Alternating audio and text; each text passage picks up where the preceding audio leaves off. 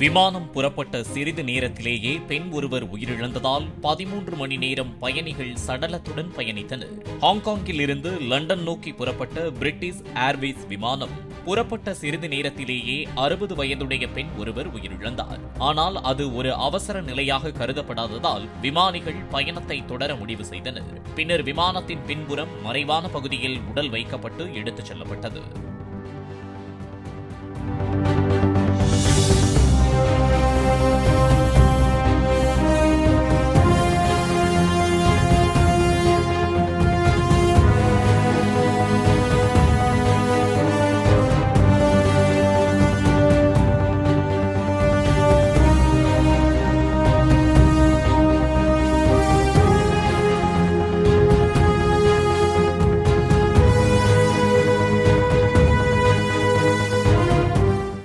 Play store மற்றும் app ஸ்டோரில் இருந்து பாலிமர் செயலியை QR கோடு மூலம் பதிவிறக்கம் செய்யுங்கள்.